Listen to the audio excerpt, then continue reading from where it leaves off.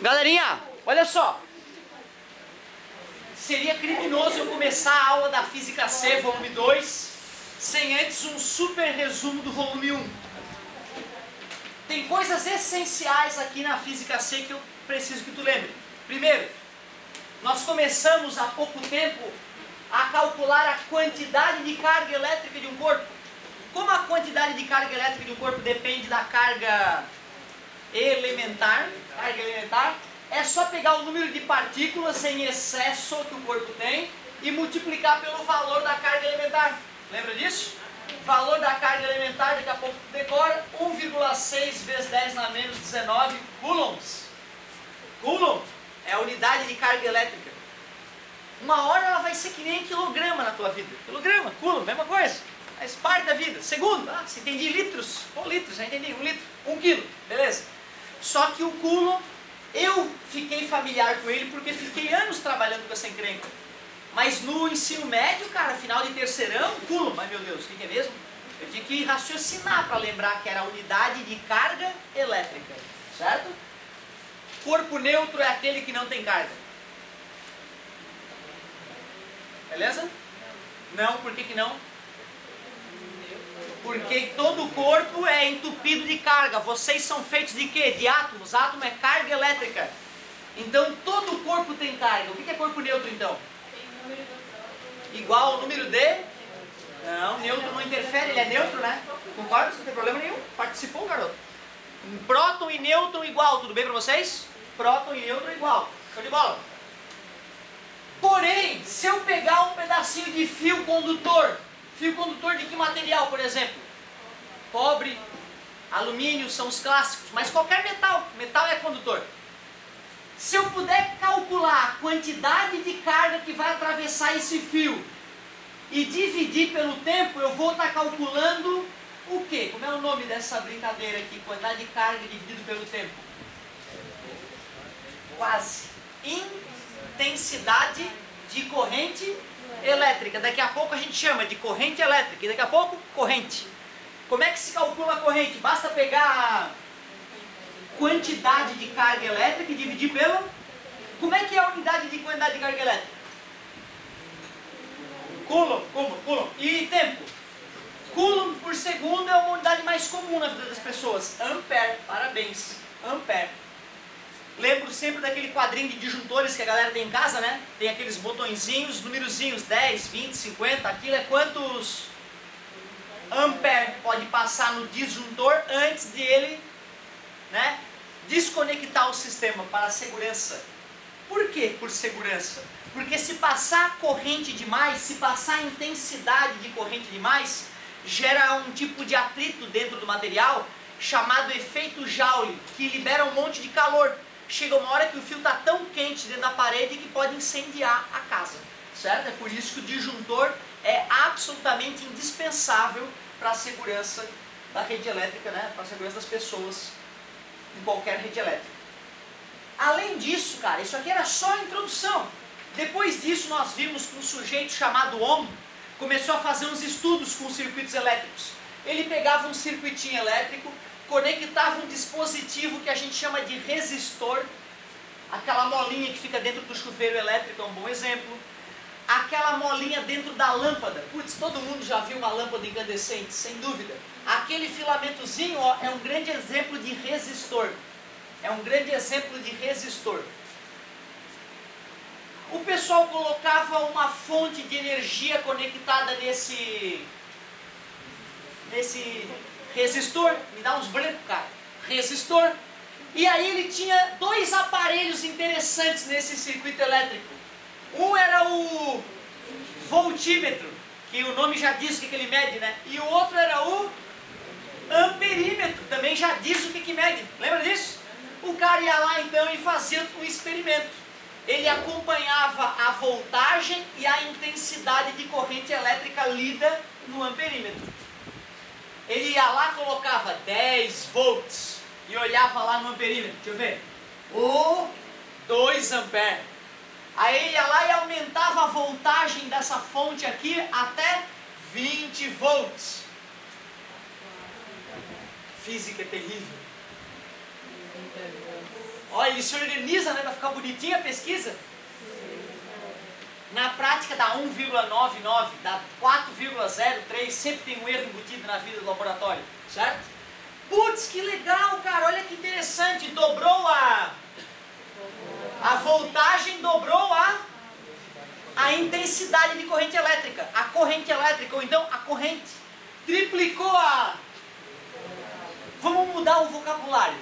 Voltagem não é bem visto por físicos, porque vem do voltage em inglês. Só que essa tradução a mais correta seria tensão. Então a gente vai chamar a partir de agora de DDP. Por que DDP? Porque é uma diferença de potencial. Que potencial, professor? Potencial elétrico. Futuramente nós vamos investigar melhor o que é potencial elétrico. Então vamos passar a chamar de DDP. Triplicou a DDP, triplicou a corrente. Beleza? Ele se perguntou, será que todo resistor do mundo é assim? Ele tirou aquele resistor, colocou um outro resistor no lugar. Resistor X está aqui, a pesquisa que a gente fez com ele. Agora é o resistor Y, é outro. O Ohm, o nome do sujeito é Ohm. Ele em laboratório, 10 volts, 20 volts, 30 volts, usou as mesmas baterias que ele tinha lá à disposição. Porém, quando ele colocou 10 volts, deu 20 amperes, 40 amperes, 60 amperes, e de novo, dobrou a DDP, dobrou a corrente, triplicou a DDP, pá! E ele fez isso com centenas, milhares de materiais diferentes, metálicos, ligas metálicas, metal puro, metal misturado, e dava sempre assim. Ele, agora tem certeza, isso é uma regra da natureza, é uma lei. E a lei é a seguinte, a intensidade de corrente elétrica em um determinado resistor é diretamente proporcional a DDP, a DDP aplicada sobre ele. Esta é conhecida como a primeira lei de Ohm. Porém, mais cientistas curiosos, experimentando mais e mais materiais, te peguei. Aí, eles simplesmente, escapou da mão, desculpa. Eles simplesmente descobrem os semicondutores. Galho e silício são ótimos exemplos de semicondutores que deram origem aos nossos computadores. Concorda comigo? E aí descobriram que a primeira lei de Ohm não era lei. Putz, aquilo que o Ohm escreveu, que todo mundo usa e que tem uma utilidade prática enorme, não é lei. Não vamos jogar fora a obra do Ohm, não é só por isso. Vamos apenas modificar com uma pequena palavra. Primeira lei de Ohm. O resistor ôhmico é aquele que, dobrando a DDP, dobra a corrente. Triplica a DDP, triplica a corrente. Ou seja, resistor ôhmico é aquele cuja intensidade de corrente elétrica que o percorre é diretamente proporcional à DDP aplicada sobre ele. O mais bonito, cara, não é só o cara ter decorado a lei de Ohm, até porque decorar é uma coisa complicada, né? O mais interessante é perceber que isso deu origem a uma nova grandeza física. A grandeza física resistência, que é a característica do resistor, que é o objeto, beleza? Olha como é cheio de sutilezas, né? Como é que é mesmo? Esqueci. V sobre I. Por que é bom medir a resistência elétrica fazendo essa continha? Vamos calcular o R do X e o R do Y para ver se a gente relembra essa ideia? Quanto é que deu o R do resistor X? E aqui? E aqui? Claro que tinha que ser 5 em todos, né? Senão ele não teria resistência constante, senão não seria ôhmico. Então deu 5 o quê? Primeiro aqui, ó. Volt por ampere. Muito difícil de entender que é V sobre A? Não, né? Volt por ampere, que a gente, para puxar saquismo, chamamos de Ohm. Vamos lá. Quanto?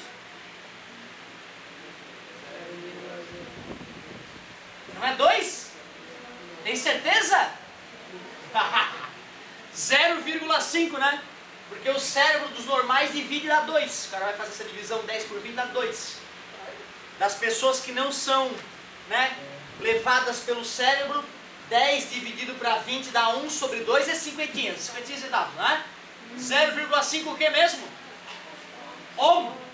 Ou se tu preferir, volt por ampere. Não é volt ampere, hein? É volt por ampere. Beleza? O que significa dizer que o resistor X tem 5 ohms de resistência?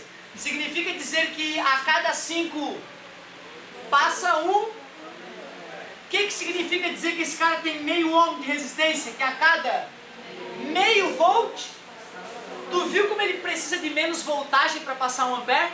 Quer dizer que a resistência elétrica desse cara é menor. Concorda comigo? E de fato, ó, com os mesmos 10 volts, o Y, o novo resistor, passava 10 vezes mais corrente. Por isso que a resistência dele era 10 vezes menor. Faz sentido, né? Apesar de a fórmula ter nascido assim, multiplicando ambos os lados por I e dando uma ajeitadinha, fica assim, ó, que eu acho a fórmula sagrada dos circuitos elétricos.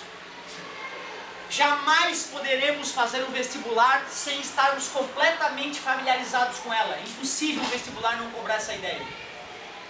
É uma fórmula matematicamente tosca.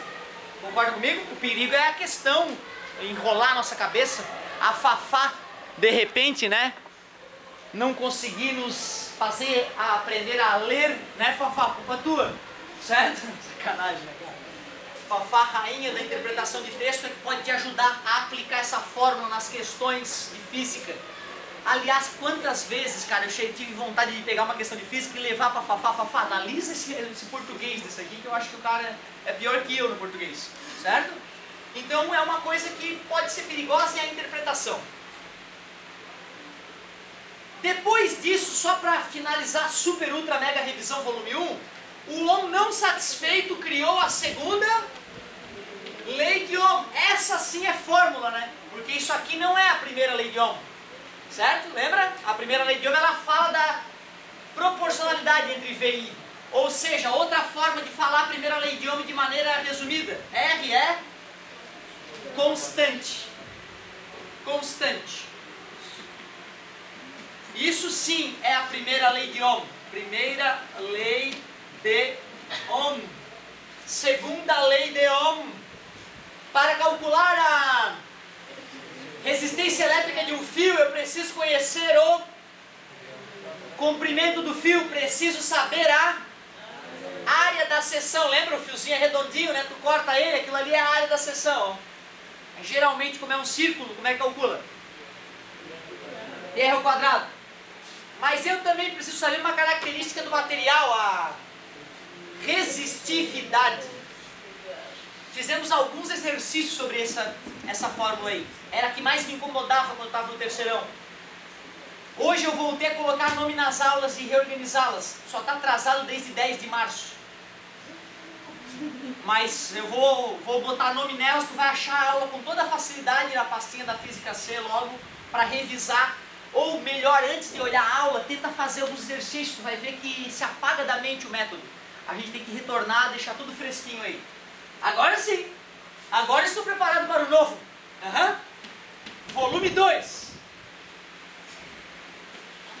Essa aulinha do volume 2 é uma aula curtinha, ele só fala sobre potência elétrica. Galera, tu já conhece potência lá do primeiro ano, foi um contato muito rápido. Muito rápido.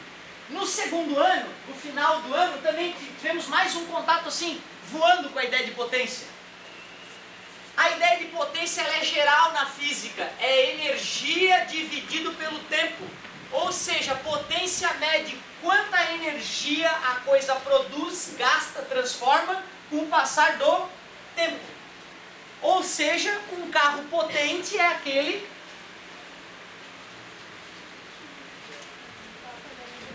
gasta muita energia com o passar do tempo. Quer ter um V8, 300 cavalos? Prepara o bolso com combustível. Interessante, né? Quanto mais fodástico é o motor do carro, mais energia ele tem que transformar com o passar do tempo. Claro que com a melhor tecnologia, um motor V8 de hoje pode ser mais econômico que um motor 1.0 de 20 anos atrás. Porém, sem dúvida ele transforma muito mais com o passar do... Outra fórmula tranquilinha. Se eu for trabalhar com a definição de potência, eu tenho que te fornecer duas dessas coisas e te pedir uma delas só. Só que esta aqui é a definição de potência em todas as áreas da física. Na mecânica, na termodinâmica, inclusive na eletricidade. Porém, nós precisamos aprender a calcular a potência dentro de um circuito elétrico. E num circuito elétrico tem o R, tem o V e tem o I. Nessa fórmula nós temos V, R ou I? Não. Para que eu possa chegar na fórmula de potência elétrica, eu precisaria de aulas de eletrostática. Só que a Positivo faz um pouco diferente. Ela primeiro fala de eletrodinâmica, que tem mais a ver com o teu dia a dia, com a tua vida. E lá no final do curso ela coloca eletrostática. Eu vou poder te explicar como que a partir da definição energia sobre tempo nós vamos chegar a V vezes I. V de quê? Volts, que nós estamos chamando de DDP, diferença de potencial, e intensidade de corrente elétrica. Algumas questões, as mais elaboradinhas dessa fase, vão misturar as duas fórmulas. A gente vai ter que usar essa e essa para matar os probleminhas. Aliás, já que V igual a R vezes I, se eu colocar no lugar do V R vezes I, nasce outra fórmula. R I ao quadrado. E se eu quiser no lugar do... Isola o I aqui comigo, por favor. Obrigado. V sobre R. Coloca mentalmente V sobre R aqui para mim, por favor. Fica como? V sobre R aqui, ó. V ao quadrado sobre R. Legal. A UFSC, ela fornece essa fórmula com essa carinha aqui, geralmente assim, aliás. Eu gosto de trabalhar com ela aqui que fica mais rápida para isolar para um lado ou para o outro. Ela vai fornecer essa definição de potência entre as 50 fórmulas do formulário. Porém, esses dois filhotinhos que nasceram do amor entre essa e essa não vão estar lá. Mas tu viu? Isola numa? Outra. O cara que tem essa fórmula e tem essa fórmula, ele vai matar todos os problemas da área do mundo. A única vantagem, às vezes, é para raciocinar uma questão ou para ir mais direto ao ponto, que aquelas duas fórmulas acessórias podem ser úteis. Já vi ano a UFSC colocar as 3 fórmulas de potência. Ia ser muito querido, né? Porque não é pedir muito para o aluno, né? A partir de 2 formulazinhas simples daquela, fazer as outras aparecerem. Cara, tu vê. Eu só primeira revisão das primeiras aulas. A parte nova, a aula de hoje, foi só a ideia de potência elétrica. Isso já fazia parte da tua vida, de um problema ou outro que nós fizemos nos anos anteriores. Mas não é normal o cara lembrar de cabeça, ah não, professor, eu lembro, potência e energia sobre tempo. O cara fez 2 exercícios em 2 anos, cara. Não dá, né? Certo? Nós vamos começar a fazer um monte de questão agora, com essa fórmula aqui. E na parte que houver circuito elétrico, vai ter essa fórmula, P igual a V vezes I. E às vezes até misturar um pouquinho as duas. A melhor forma de aprender é tu me ver fazer uma e começar a arriscar outras. Certo? É o que eu vou fazer. Eu vou fazer umas de exemplo e vou te botar para trabalhar e vou sair que nem desesperado tentando tirar as dúvidas de todos.